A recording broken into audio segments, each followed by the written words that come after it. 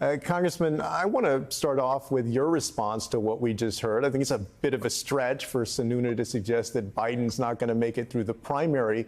But what do you make of his mention of the political organization No Labels, which wants to establish their own third-party candidate? Do you think there's any real chance of a third-party candidate actually winning in 2024?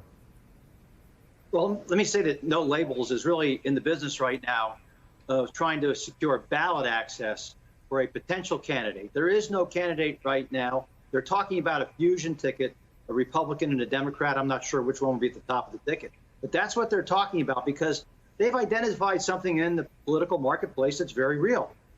Most Americans, probably 2/3 of Americans, don't want Joe Biden or Donald Trump to be running for office. They want something new, something fresh. And if there was ever a time for an independent movement like the one that No Labels is talking about, it is right now. And so I think that is really the issue. And, you know, the No Labels project will probably go away if Donald Trump is not the Republican nominee. But if he is, I suspect they're going to go full bore forward. And I think it's important that we have some competition and choice and do something to shake up the two parties that have been really bending to the most extreme elements of their party for much of the past few years.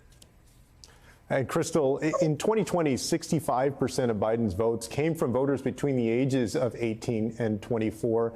Former Democratic Chair Donna Brazile weighed in today on getting young voters to vote Democrat this time around. Take a listen to what she said.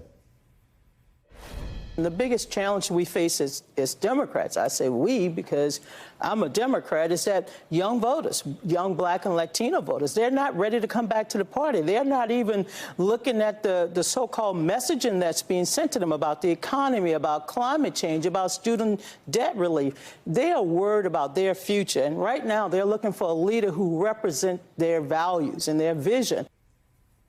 Do you worry that many disillusioned young voters will either vote third party or not at all in the upcoming election? And what do Democrats need to do to make sure that neither one of those things happen?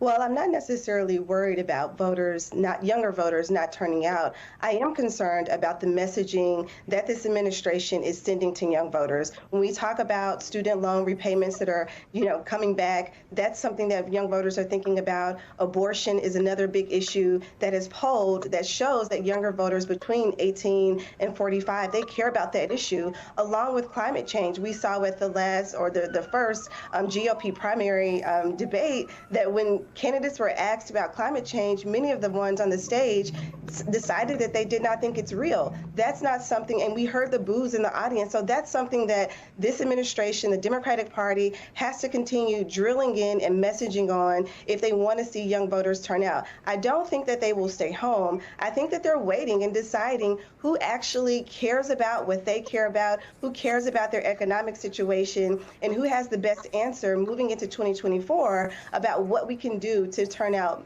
more voters.